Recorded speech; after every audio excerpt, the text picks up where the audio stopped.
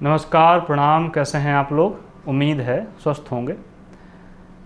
पिछले कई हफ्तों से लगातार चल रहा हमारा चिट्ठियों का यह उपक्रम आप सुन रहे होंगे और उम्मीद है कि आपको पसंद आ रही होंगी।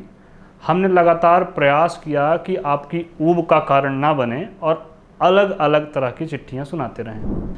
चिट्ठियों के इसी क्रम में आज हम आपको यशपाल जी की चिट्ठी सुनाने जा रहे हैं। यशपाल यानी वही यशपाल जिन्हें दादा कॉमरेड कहा जाता है, जिन्हें अपने समय का बहुत बड़ा कम्युनिस्ट कहा जाता है और उन पर कई आरोप भी हैं, ऐसे आरोप जो जघन्य हैं, लेकिन वो सब एक सिरे से खारिज भी हुए।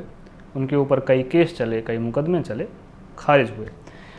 यह चिट्ठी उन्होंने मधुरेश जी के नाम लिखी और इस चिट्ठी में उन्होंने अपनी पूरी रचना प्रक्रिया, लिखी हुई रचनाओं के सार और उनकी वजहों, उसके पीछे की विचारधारा को स्पष्ट किया है।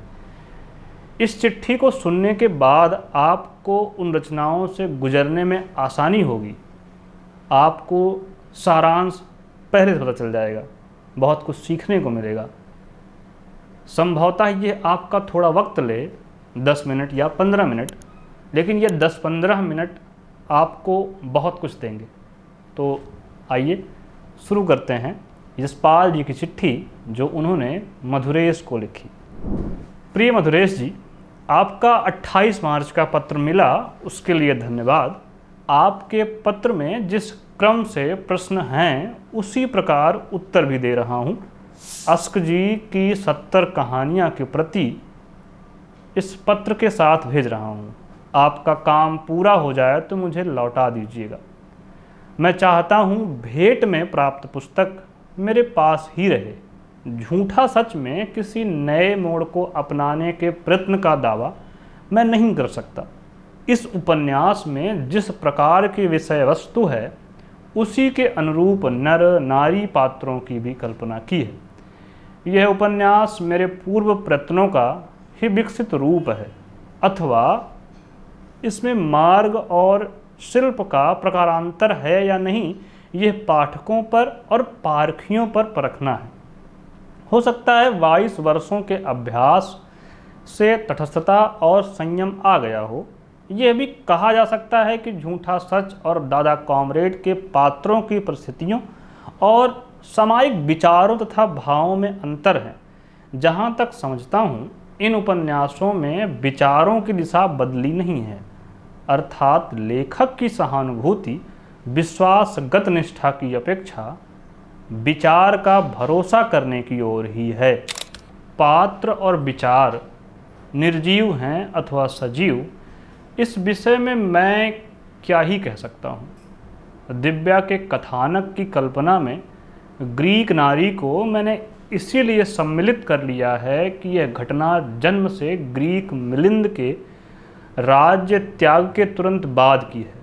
उस परिस्थिति में अनेक ग्रीक परिवारों की मद्र में उपस्थिति की कल्पना भी संगत समझी जा सकनी चाहिए। मिलिंद के राज्य त्यागते ही या उसकी मृत्यु के बाद उसके सहायक अनेक ग्रीक परिवार सहसा लुप्त तो नहीं हो गए होंगे। उनके काल्पनिक होने से कैसे इनकार कर सकता हूँ। पाठकों के लिए कसौटी शायद यह होगी कि कथानक विश्वसनीय बन पड़ा है या नहीं। किसी आलोचक की दृष्टि में संभवतः वे ईसा से 2 शताब्दी पूर्व तक सजीव माने जा सकते हैं। 1 शताब्दी पूर्व तक आते जाते निर्जीव हो गए होंगे। तत्कालीन इतिहास के विशेषज्ञों की परख में भी मतभेद है। डॉक्टर वासुदेव शरण अग्रवाल, डॉक्टर मोती चंद्र और डॉक्टर राहुल जी ने दिव्या के लिए बहुत और सराहनापूर्ण संतोष प्रकट किया है। दिव्या के पात्रों और कथानक को सजीव मान लेने का एक कारण यह भी समझा जा सकता है कि वह पाठकों की कल्पना और विश्वास को पकड़ पाती, वरना दूसरी भाषाओं में उसके अनुवाद का कठिन परिश्रम लोग क्यों करते। दिव्या के प्रथम परिच्छेद के कुछ पृष्ठों का अनुवाद अंग्रेजी में करने का यत्न मैंने किया है। मुझे यह कार्य अत्यंत दुसाध्य लगा। जिन लोगों ने उसका अनुवाद रूसी, मलयालम, गुजराती, मराठी, तेलुगु में किया, उन्होंने ऐसे कठिन परिश्रम के योग्य कुछ पाया ही होगा। हिंदी में भी अब उसका 8वां संस्करण छपने जा रहा है। दादा कॉमरेड के विषय में उस उपन्यास की शैल से निरावरण होने के प्रसंग को लेकर बहुत कुछ कहा और लिखा गया है।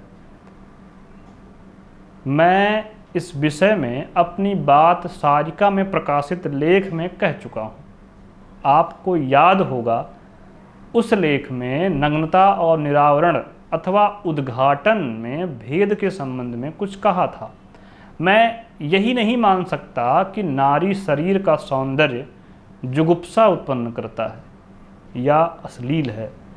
विचार विशेष के लोग उस सौंदर्य की चर्चा अथवा संकेत को केवल सौंदर्य की भावना अथवा संवेदन के रूप में ले ही नहीं सकते हैं। मैं इसे अपनी अक्षमता मानता हूँ। ऐसे लोगों के आक्रोश के बावजूद नर नारी के शारीरिक सौंदर्य के प्रसंग से प्राप्त संवेदन काव्य और साहित्य में रसोद्रेक के साधन हैं। दादा कॉमरेड की शैल की कल्पना मैंने चेतन रूप से शरत के नारी पात्रों अथवा जैनेन्द्र जी की सुनीता की प्रतिक्रिया में नहीं की थी। सुनीता उपन्यास है। अलबत्ता मैं नारी का अथवा भारतीय नारी का स्वभाव और गुण इच्छाहीन होना और समर्पण ही नहीं मान सकता। मैंने शैल के रूप में सजीव, सक्रिय और जागृत भारतीय युवती की कल्पना की थी। श्री मोती सिंह के विचार में मेरे ही नारी पात्रों को अपना कौमार्य लोभ लगता है, परंतु वास्तव में समय और अवस्था आ जाने पर सभी प्राणियों के लिए कौमार्य बोझ हो जाता है। यह प्रकृति का नियम है, मेरा बनाया हुआ नियम नहीं है। इस नियम को स्वीकार करने के कारण ही श्री मोती सिंह के आदर्शों को मानने वाले सदगृहस्थ भी अपनी यौवन प्राप्त संतानों को कौमार के बोझ से मुक्त करने का प्रयत्न करने लगे हैं। उन्हें यही आपत्ति हो सकती है कि मेरे पात्र इस विषय में अपनी इच्छा को महत्व देते हैं, केवल सृजन कार्य के दूसरों द्वारा नियंत्रित उपकरण नहीं बनना चाहते। अभिज्ञान शाकुंतल में कालिदास की शकुंतला और दुष्यंत ने क्या किया था, विचार कीजिए। आप दिव्या के पृथुसेन के प्रति आत्मसमर्पण के कथानक की संभावना के लिए क्षमा कर सकते हैं, परंतु शैल के हरीश को आत्मसमर्पण करने को आवश्यक नहीं समझते। ऐसे प्रसंगों में आवश्यक अनावश्यक का विचार हमारी परंपरागत मान्यता से ना करके शैल की भावना से ही क्यों न किया जावे। मेरे विचार में ऐसे प्रसंग में आत्मसमर्पण शब्द ही भ्रामक है। नारी सदा आत्मसमर्पण ही करे, वो पाना भी तो चाह सकती है। वांछित हो पाने के अधिकारों से उसे क्यों वंचित किया जावे। शैल किसी की संपत्ति नहीं, एक व्यक्ति थी। उसकी इच्छा का महत्व था। उसने भय से, प्रलोभन से, केवल क्षणिक वासना से अथवा किसी को धोखा देने के लिए कुछ नहीं किया। उसने बहुत सोच विचार कर जो चाहती थी उसके परिणाम और कठिनाई को समझ कर ही किया। कनक और पुरी के संबंध में आपने जिस संयम की और संकेत किया है, मैं नहीं समझ सका। रॉयल होटल नैनीताल के प्रसंग में, लखनऊ काउंसिलर्स रेजिडेंसी में कनक के पुरी के विरह में और कमाल प्रेस जालंधर में कनक के विरह में पुरी की चिंता के उल्लेख में उनके संबंधों की ओर स्पष्ट संकेत है। पुरी उर्मिला के प्रसंग में संयम नहीं रख सका। कनक ने गिल के संपर्क में संयम निभाया, परंतु उसके संयम का आधार कनक की परंपरागत नैतिकता में निष्ठा नहीं, अपितु उचित, अनुचित और वफादारी के संबंध में उसका अपना निर्णय था। यदि संयम का अभिप्राय स्पर्श से दूर रहना है तो शैल के निरावरण होने का प्रसंग उसका विकटतम उदाहरण समझा जाना चाहिए। पथेर दावी के प्रसंग में कहना चाहूँगा कि शरत बाबू की चरित्र चित्रण की कला का मैं भी बहुत आदर करता हूँ। उनकी अनेक छोटी बड़ी रचनाओं, बिंदों का लड़का, परिणीता, चरित्रहीन आदि को मैं महान कृतियाँ मानता हूँ। इन रचनाओं की पकड़ अनुपम है, अतुलनीय है, परंतु पथेर दावी को इतना सफल मैं नहीं मान सकता। यह मैं मानता हूँ कि इस उपन्यास द्वारा शरत ने तत्कालीन क्रांतिकारियों के प्रति श्रद्धा उत्पन्न करने में सफलता पाई थी, परंतु उस प्रकार के उपन्यास से साधारण व्यक्ति के मन में स्वयं भी क्रांतिकारी हो सकने का विश्वास उत्पन्न नहीं हो सकता। पथेर दावी को अंग्रेज सरकार ने जब्त कर लिया था, यह उनकी कलात्मकता का प्रमाण नहीं माना जा सकता। उसका कारण उपन्यास में अस्पष्ट प्रयोजन था। पथेर दावी को बंकिम के आनंद मठ के समकक्ष रखा जा सकता है। इन दोनों उपन्यासों के पात्र लेखकों की श्रद्धा के मूर्त रूप हैं, हमारे संसार के परिचित व्यक्ति नहीं हैं। यह बात मैं अपने अनुभवों के आधार पर ही नहीं बल्कि क्रांतिकारियों के जीवन के प्रसंगों पर इस शताब्दी के आरंभ में लिखे गए विदेशी उपन्यासों और संस्मरणों की पृष्ठभूमि में कह रहा हूँ। समय के क्रम में क्रांतिकारियों की मान्यताएं और विचार जरूर बदल सकते हैं, परंतु उनके प्रसंग और विश्वसनीय बनाने के लिए मानवीय प्रकृति को स्पष्ट होनी चाहिए। यह बात मुझे सब्यसाची और भारती के कंदराओं और खंडहरों में बीतने वाले जीवन में नहीं लगती। पथ के दावेदार को आपने 1913 के आसपास की कहानी समझा है। तत्कालीन क्रांतिकारियों की गतिविधि और व्यवहार के लिए आप पथ के दावेदार की तुलना सचिंद्र सान्याल के संस्मरण बंदी जीवन के प्रथम भाग से कर सकते हैं। पिछले पत्र में विदेशी लेखकों के नामों का उल्लेख करते समय गोरकी का नाम संभवतः लिखने वाले से चूक में रह गया होगा, मुझे तो डिटेक्ट करना पड़ता है। हाँ, डॉक्टर रामविलास को देशद्रोही का नायक, खन्ना बलवान और नैतिक व्यक्ति नहीं जान पड़ता है। डॉक्टर रामविलास को खन्ना के रूप में असंतोष इसलिए है कि खन्ना उपन्यास में कम्युनिस्ट विचारधारा का प्रतिनिधित्व करता है।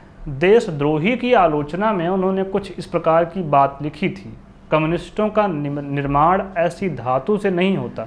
संभवतः डॉक्टर रामविलास शर्मा देशद्रोही के खन्ना को सब्यसाची का प्रतिरूप, धीरोदात्त नायक देखना चाहते थे, परंतु मुझे अनेक बहुत बड़े व वास्तव में त्यागी, ईमानदार कम्युनिस्ट नेताओं के व्यक्तिगत जीवन का, उनकी मानवीय दुर्बलताओं का भी परिचय रहा है।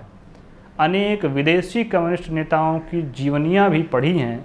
मैंने उनमें लौह पुरुष नहीं, हाड़ मांस के ही व्यक्ति को पाया है, जो मानवीय प्रवृत्तियों के बावजूद अपने उद्देश्य के प्रति निस्वार्थ त्याग और ईमानदारी रखते हैं। खन्ना का भी ऐसा ही व्यक्तित्व है।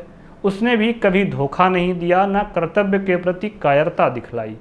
आलोचक को यह भी नहीं भूलना चाहिए कि खन्ना का स्वभाव और प्रवृत्तियाँ, प्रकृति और चरित्र मध्यम वृत्ति परिवार के प्रभावों की उपज है और उसके विचारों पर क्रांतिकारी कम्युनिस्ट विचारधारा का प्रभाव है।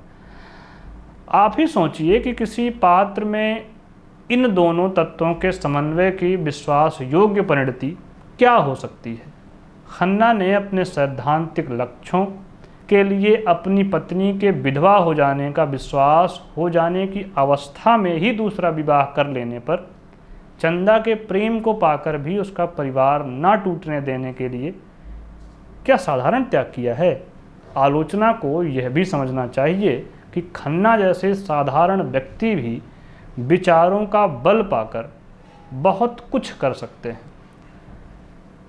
कम्युनिज्म को सहयोग देने के लिए असाधारण प्रकृति का होना भी आवश्यक नहीं है। प्रश्न यह भी है कि देशद्रोही का खन्ना अपनी विचारधारा के लिए पाठकों की सहानुभूति पा सका है या नहीं। इस विषय में यदि डॉक्टर रामविलास शर्मा की सम्मति का मूल्य है तो राहुल जी की सम्मति का भी कुछ मूल्य होना चाहिए। राहुल जी ने देशद्रोही को अस्थाई मूल्य की वस्तु कहकर विश्व साहित्य में स्थान पाने योग्य बताया था। शायद केरल में भी कुछ समझदार कम्युनिस्ट होंगे। केरल की कम्युनिस्ट पार्टी के प्रकाशन गृह ने देशद्रोही का मलयालम में अनुवाद प्रकाशित किया है और उसके 3 संस्करण हो चुके हैं। डॉक्टर रामविलास के विचार में केरल के कम्युनिस्टों ने यह काम कम्युनिस्टों के प्रति घृणा फैलाने के लिए किया होगा। मेरी 12 श्रेष्ठ कहानियाँ कौन सी हैं यह निर्णय करना मेरे लिए बहुत कठिन है। इस विषय में अपना निर्णय पाठकों पर लादना भी नहीं चाहता।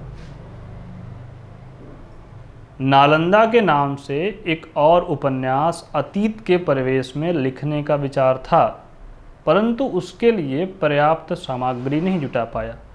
जुलेखा अंग्रेजी अनुवाद से अनुदित है और उस अनुवाद को अपनी समाज की पकड़ के योग्य बनाने के लिए पूरी स्वतंत्रता से काम लिया गया है। 12 घंटे का पुस्तक के रूप में प्रकाशन कागज न मिलने के कारण स्थगित हो रहा है। कागज अगले मास तक उपलब्ध होगा। यदि आप चाहें तो धर्मयुग के 11 अंकों में से उपन्यास के पृष्ठ काट कर आपको भेज दिए जा सकते हैं। संभव है धर्मयुग ही यह समीक्षा छापने को तैयार हो जाए। 12 घंटे से पूर्व मैंने एक और उपन्यास 12 घंटे से लगभग तिगुने आकार का अपने हाथ से मोटे मोटे अक्षरों में लिख लिया था। केवल लिख लिया था, पढ़ नहीं सकता था। मास 1.5 मास बाद उसे पढ़वा कर नए सिरे से डिटेक्ट करने का यत्न करूँगा। यदि जच गया तो प्रकाशित हो जाएगा। अनेक लोग साहित्यिक संस्मरणों के लिए अनुरोध कर रहे हैं। आईने के सामने लिखते समय लगभग 50 फुल स्केप टाइप्ड लिख भी डाला था। उसमें से 11 पृष्ठ आईने के सामने प्रकाशित हो गए हैं। उसे भी सोचता हूँ कि लेखा जोखा के तौर पर पूरा कर डाला जावे। आपने यशपाल साहित्य के ऊपर अपनी जिस पुस्तक का सुझाव दिया है, प्रकाशवती जी उसके प्रकाशन के संबंध में सोचने के लिए तैयार हैं, परंतु यदि संभव हो सका तो इस वर्ष से पहले यशपाल अभिनंदन ग्रंथ में प्रकाशित कुछ लेखों तथा तत्पश्चात प्रकाशित लेखों को लेकर एक संग्रह प्रकाशित कर देना चाहती हैं। लहर में प्रकाशित आपका लेख इस संग्रह के लिए उपयोगी होगा। पत्र की पहुंच हो तो सूचना दीजिएगा। प्रतीक्षा करूंगा। आपका यशपाल।